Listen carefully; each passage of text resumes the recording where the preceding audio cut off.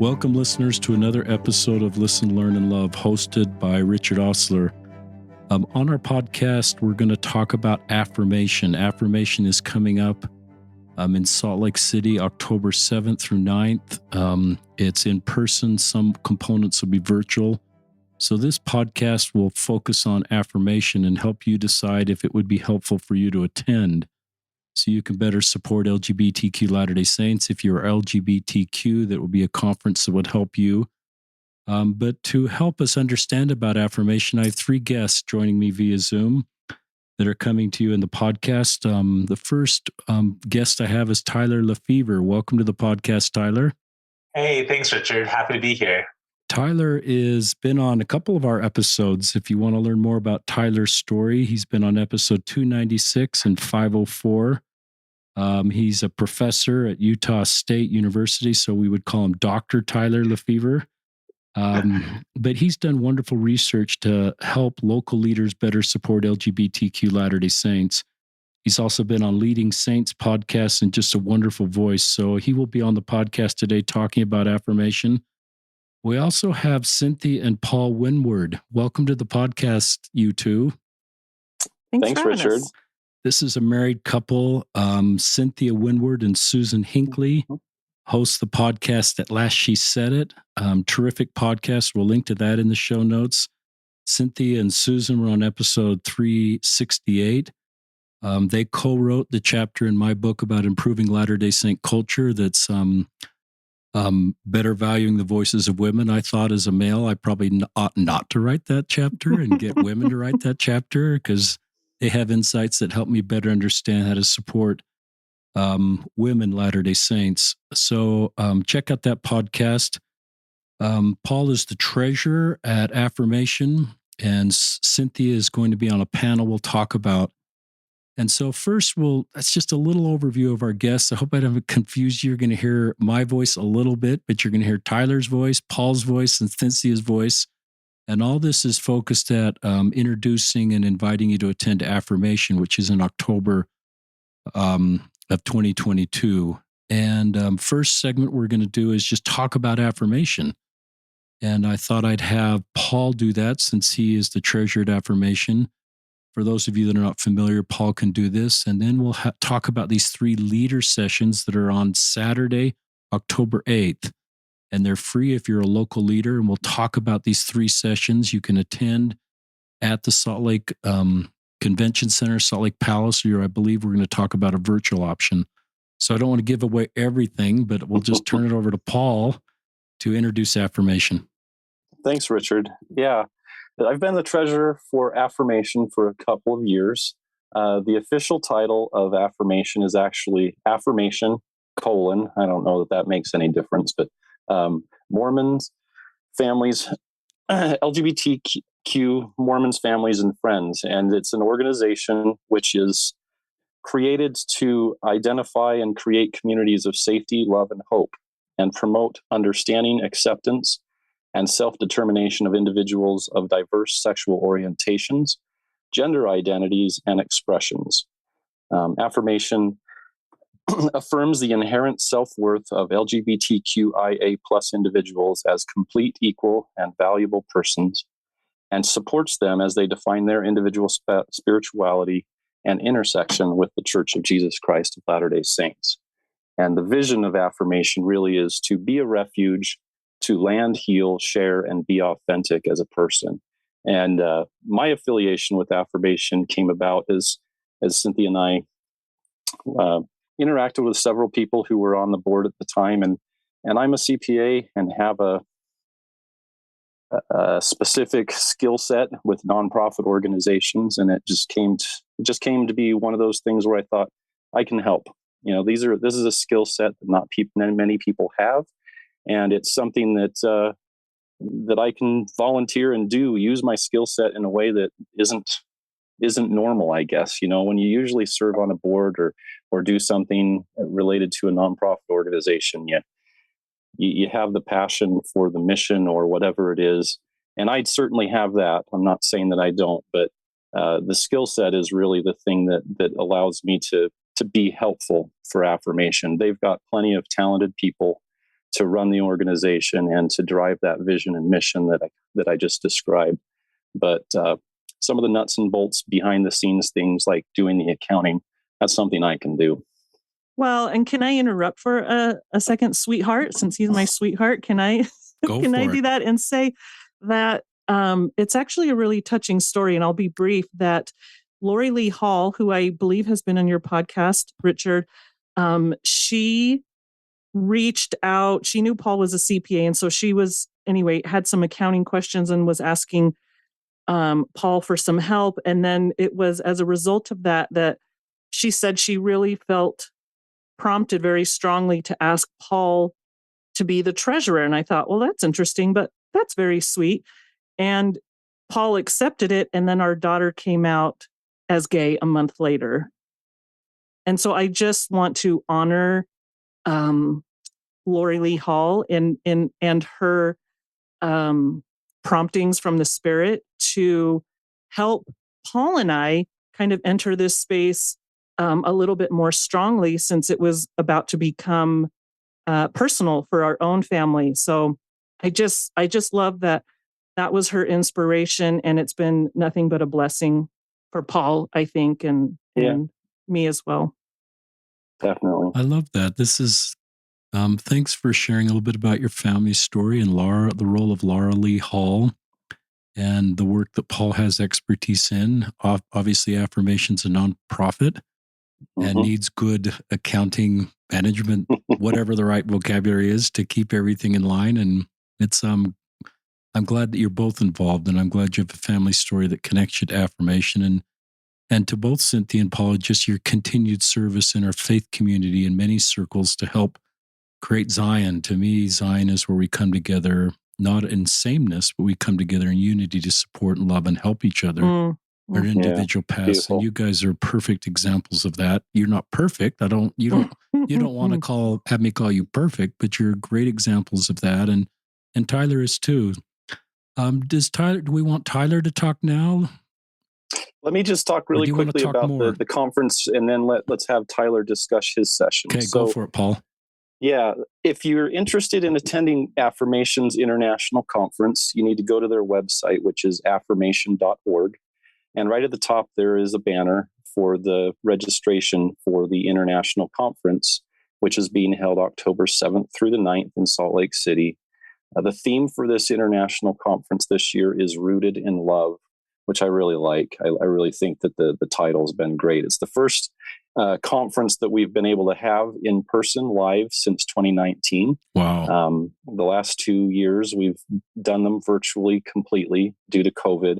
But now we're in a place where we feel safe enough to get back together. And I think that's probably one of the most powerful parts about this conference is the opportunity to actually mingle with one another and really connect in a meaningful way. The conference is at the Salt Palace Convention Center. And, the focus here today is the fact that there's a church leaders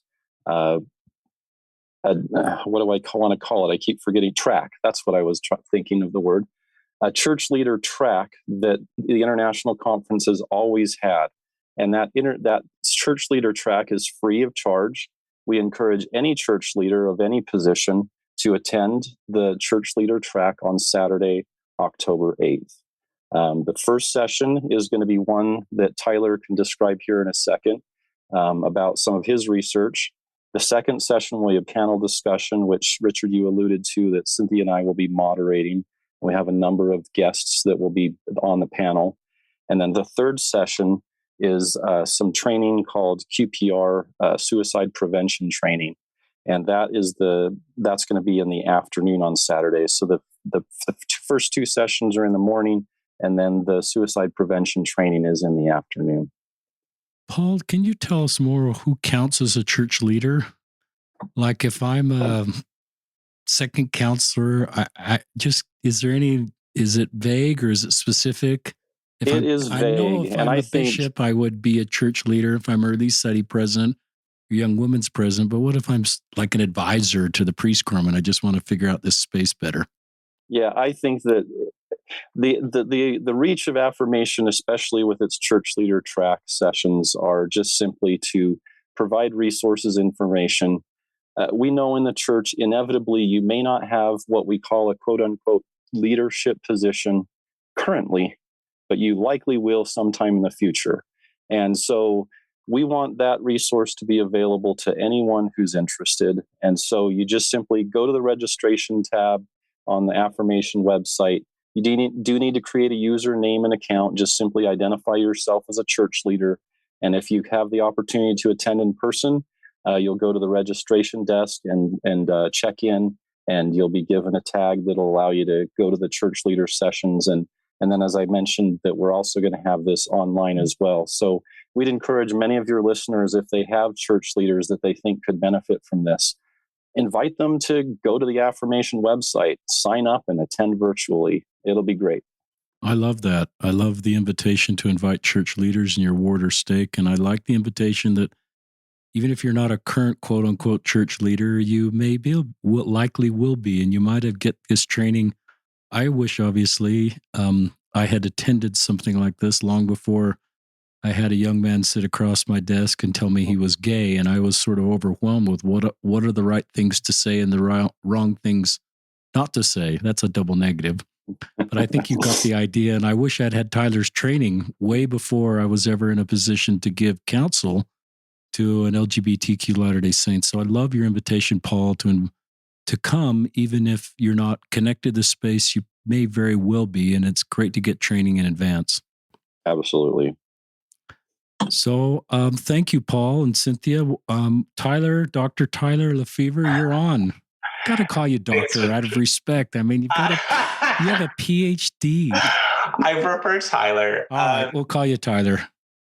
Yeah, thanks. Richard, I appreciate the introduction. Some pieces that listeners might not know is that I identify as queer or gay, either works. Was raised in the church, but I'm married to a man, and see myself really in a bridge building position between LGBTQ plus and Latter-day Saint communities. Professionally, most of the work that I do is about helping these two groups communicate with each other and understand how can we decrease hostility and help the people who are most vulnerable, particularly LGBTQ plus Latter-day Saints. So my goal in like the 3 minutes that I'm going to talk to you is to convince you why you need to come to Affirmation and what you're going to learn in our hour and a half session in the morning. And the bottom line of that is that we have done over 50 interviews and gotten quantitative surveys from over 1,000 people. And we're anxious to share the data with you that we've learned from LGBTQ plus Latter-day Saints, from their parents, and from church leaders. The core questions that we're going to answer in the session that I'm going to lead in the morning is how, as a church leader, can I best support LGBTQ plus members of my ward or branch while holding true to the doctrines of the church? We are not interested in challenging doctrines or engaging with complicated theology. Really, we want to say, so you have the gospel of Jesus Christ. There is so much room in this umbrella that we can do and be better. And in that session, we're going to break it up into a few chunks. The first part, we're going to start with what I call an LGBTQ plus 101. So if you are new to this space and are just wondering, what are all these letters in the acronym? What is non-binary? We're going to start you there. Come learn. We'll spell it all out for you in a few minutes. We're going to move on from there to quantitative research I've done with over 1,000 LGBTQ plus Latter-day Saints. So what do we know about these people? Who are they? What are the different ways that they live their lives? What are the things that we've found to be most helpful for their health and well-being? The bulk of the session then is going to be focused on a study that we did in the last year where we interviewed LGBTQ plus Latter-day Saints about their experiences with church leaders. And we said, teach us, tell us what's gone well with church leaders, tell us what hasn't gone well. And we came up with, the participants gave us a variety of things that they found helpful and unhelpful in interactions with church leaders. So we're anxious to share what we found there. And then we're going to ask you to share with us. We are doing another study, which Richard can maybe link to in show notes, that will to get the perspectives of church leaders in their ministry, is saying, like, what have you learned in your ministry? And we want to hear your voices, and that will be part of the session that we'll do in the morning. And then we'll wrap up with another blip from the study we did about LGBTQ plus teens and their parents, because that's a particularly vulnerable group, and lessons we've learned about how to build positive relationships with LGBTQ plus teens. So our hope is that we have lots of data, and we're not interested in overwhelming with numbers. We are hoping you will walk away from our hour in the morning with really concrete things that you can do as a parent, as a church leader, as someone who loves and supports LGBTQ plus people within the framework of the gospel of Jesus Christ. That was really helpful, Tyler. Just a question that came to my mind is, okay, should I attend this as a parent? Do the principles apply if I'm trying to prepare as a parent for a possible LGBTQ kid? Let's say I just have little toddlers, as well as a local leader that's trying to prepare to do the right thing in their stewardship responsibility. Talk about that a little bit. Absolutely. So I think the principles are applicable across anyone who's ministering, who's not LGBTQ plus, who's engaging with someone who is.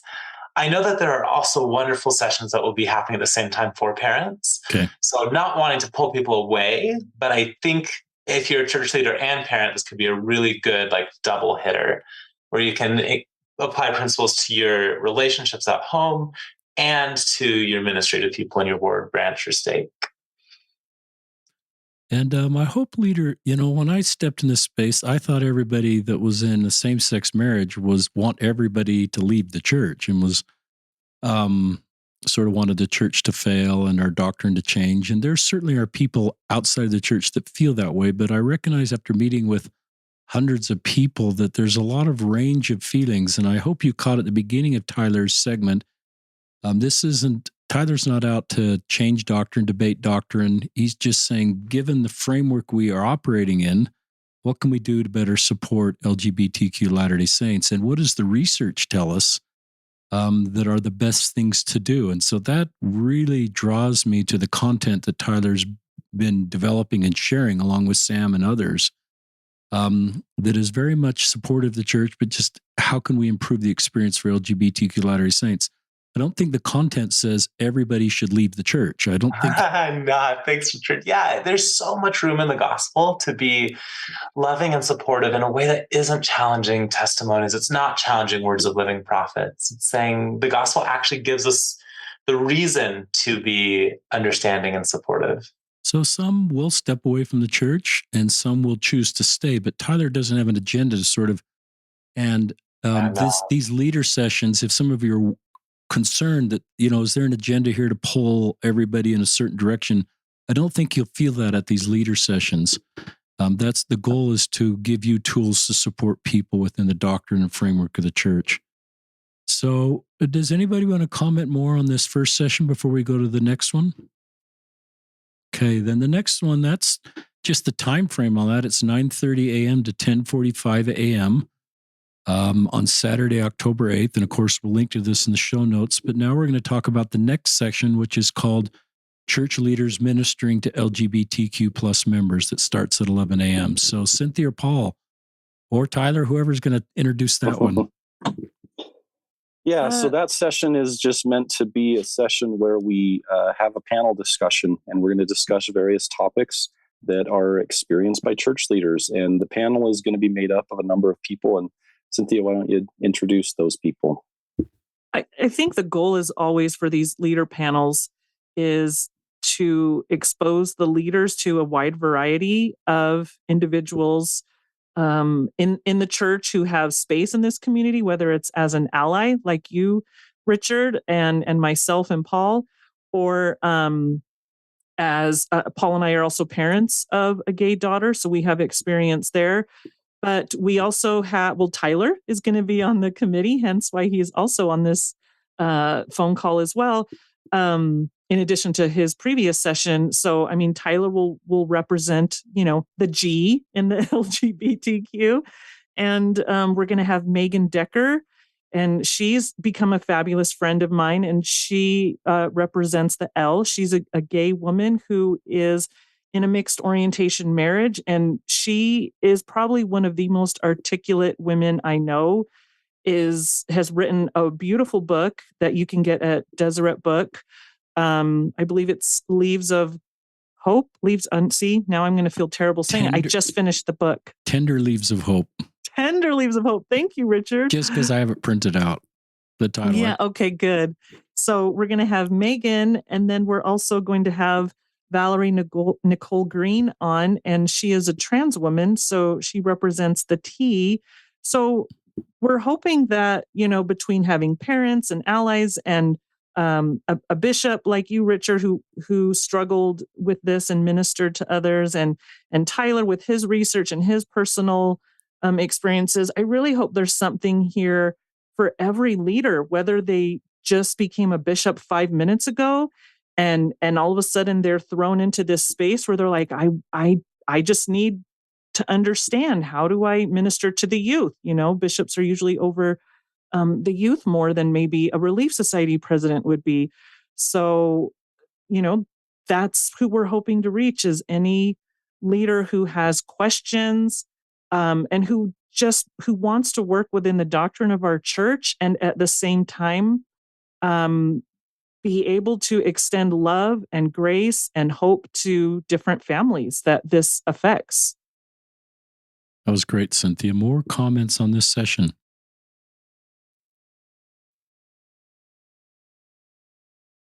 Paul's talking, but he's on mute. Now he's laughing. Cynthia's laughing at Paul. I forgot I put it on mute. I think the only thing I'd add is just, what Cynthia's identified is that we want to make sure that we give everybody an opportunity to discuss the items, the questions that are commonly experienced. And so this panel is going to have a number of questions or topics pre-prepared. Good. That we will be able to, provide real life experiences and real life stories about, and give those tools to the church leaders to make sure that they do what you do, Richard. Listen, learn, and love these children of God, our brothers and sisters. More comments about this. Thanks for Cynthia. I want to give Cynthia a shout out. At Last She Said It podcast that we've mentioned, you've had a lot of queer women on the podcast. Why have you felt impressed? And I think it's wonderful you're doing that. Why have you felt impressed to do that? Well, we're just trying to amplify a variety of voices of women who call the LDS Church their home. And for many queer women, that presents particular challenges. And for women in general, I do, I'll be honest, I struggle as a woman in a patriarchal church. Sometimes it's really difficult for me as well. I mean, even today, Paul and I were in sacrament meeting today, and we sang that beautiful hymn for our sacrament. God loved us, so he sent his son.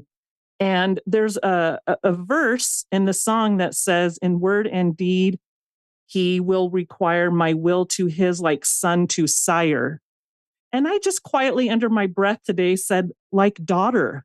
Good. Because I don't identify as being a son. That's not who I am. It's harder for me to sing those lyrics. For a lot of women, I can understand. They're okay with singing, my will to his, like son to sire. I'm not. And so I don't make a big deal about it. I just kind of quietly said under my breath, Paul's the only one that heard, as I sang that beautiful hymn, and it's so beautiful. I just changed a little word, here and there to make it more applicable to me. And so that's kind of what Susan and I try to do on our podcast, is we're just trying to highlight the different ways that church can be difficult for women, whether that's a straight cis woman like myself, or for queer women, for single women, divorced women, widowed women, women of color. I'm a Latina woman, but I'm pretty gringo looking, so I don't have a whole lot of challenges there.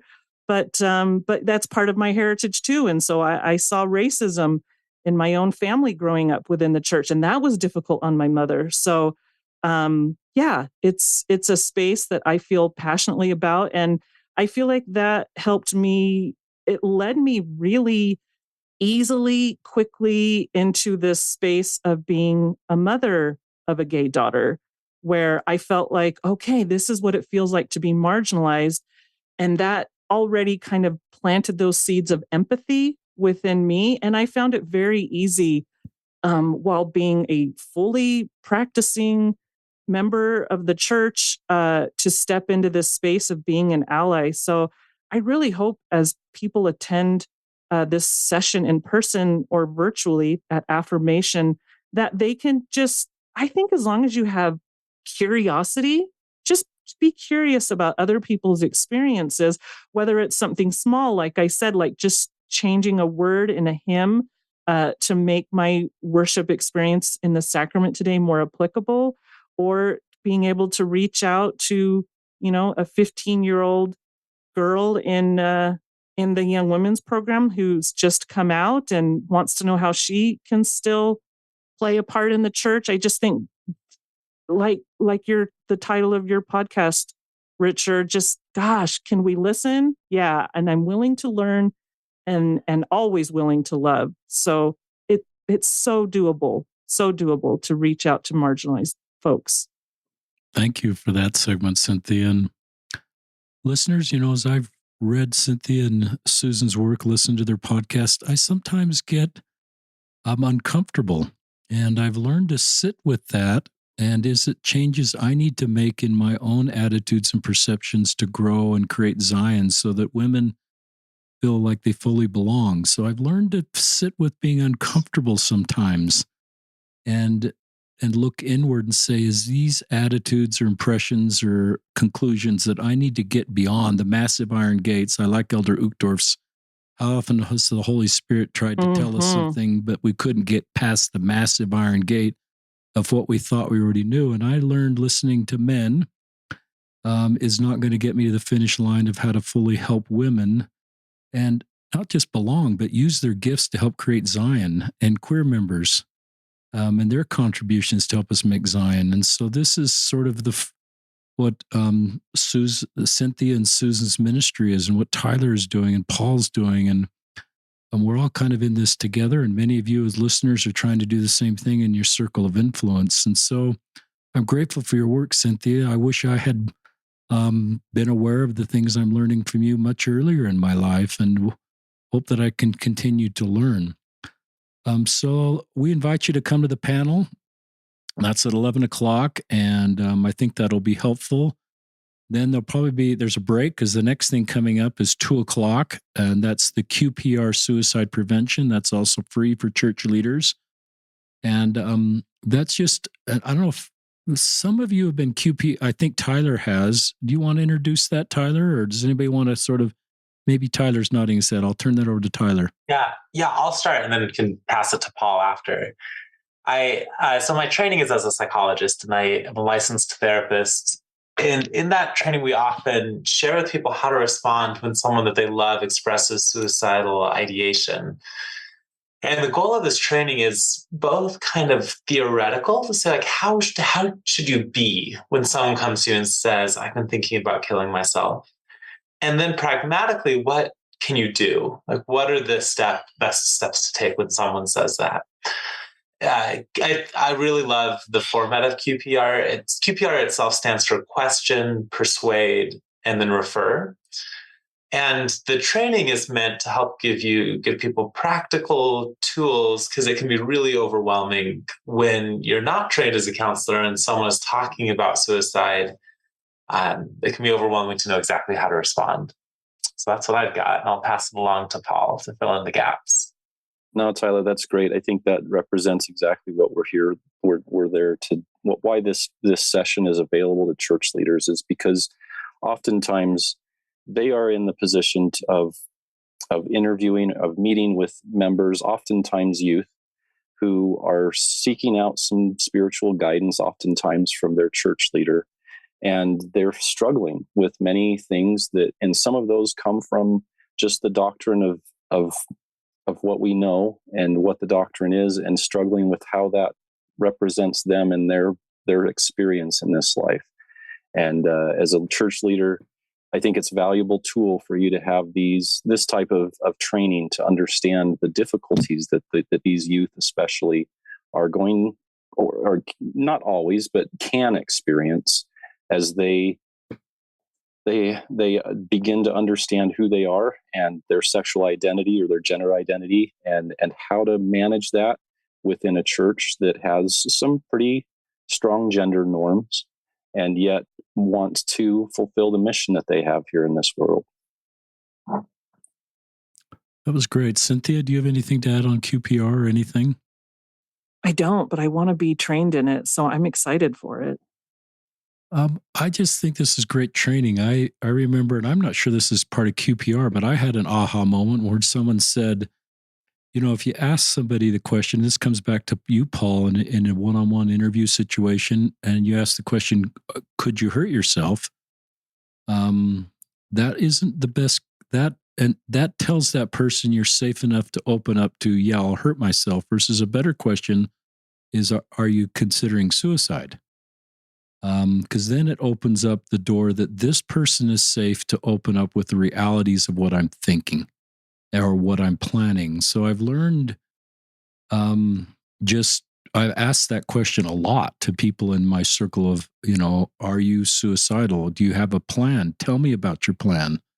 And I've recognized some professionals, and I don't have any clinical training in this area, academic training, that doesn't cause someone that's not suicidal to become suicidal. But you want to be a safe person, so you have to ask these questions so that you communicate your safe service and can really handle the reality of what they're feeling by asking these kind of questions. And so I don't know if that's even part of QPR or somebody just taught me that along the way, but that was very insightful for me and very helpful.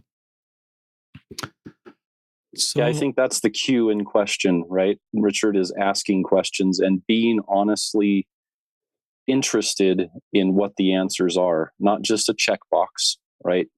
I'm going to ask this question, and hopefully you answer yes or no, depending on which the variable is supposed to be. But asking the tough question, right?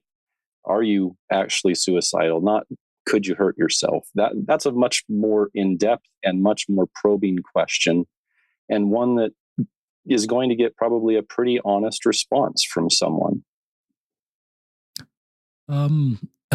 We're kind of coming, listeners, we're going to have a 30 to 40 minute podcast. Don't be shocked, but no one here is telling their full story. Our usual format is where somebody bravely comes on the podcast and shares their story, and those are usually an hour. But I think we all set the goal to kind of keep this at 30 to 35 minutes, which is kind of where we're at.